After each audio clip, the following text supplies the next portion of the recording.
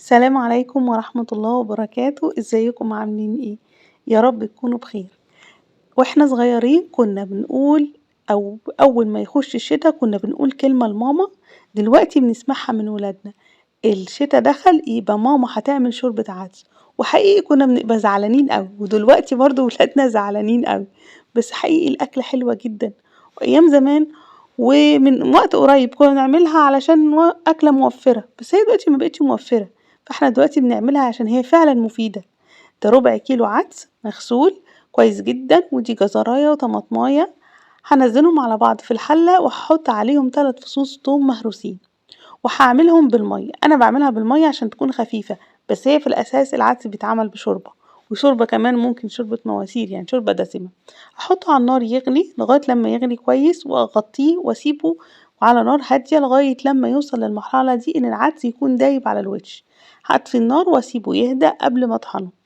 هنا هكون منزلة معلقتين كبار من السمنة البلدي.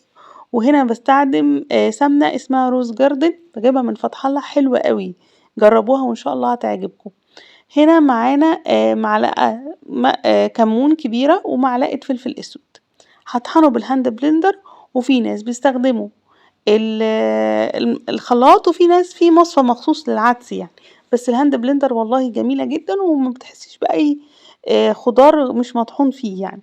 هرجعه الحلة تاني، على ان الحلة هنا متقدريش تستخدمي فيها الهاند بلندر علشان ما تتجرحش. وهنا هكون حمرت البصلة، هي خدت لون خفيف بس هي لونها كده غامق علشان الكمون اللي فيها. وهحمر برضو شعرية، هنزلها على العدس. الشعرية بقى اول ما تحطيها في العدس بتفضلي تقلبي فيها كل شوية، ما تسيبهاش عشان ما تلزقش في قعر الحلة من تحت. انا بزود هنا شوية مية عشان حسيت ان هو تقيل. سبته يغلي شوية واستوت الشعرية، مفيش 5 دقايق كانت استوت. وظبطت الملح. وادي سلطانية العدس المعتبرة، اللي زي ما امي كانت بتقول زمان بترم العظم يا شيماء، بجد والله فعلا بترم العظم، لانها فعلا فيها حاجات غذائية مفيدة جدا جدا جدا. هترشي شرشة ملح ورشة كمون ورشة شطة، هيوديلك الطعم في حاجة تانية خالص.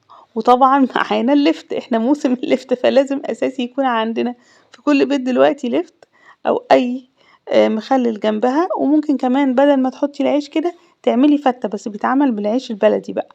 بتحمريه او بتحطيه من غير تحمير، بتسقي بيه العدس وتفضلي تقلبي فيه لغاية لما يشرب العدس. وتحطي بقى طبقة من العدس كده، بيبقى العيش مع العدس بيبقى حلوين جدا جدا جدا. والولاد بيحبوه جدا. اشوفكم على خير في فيديو جديد.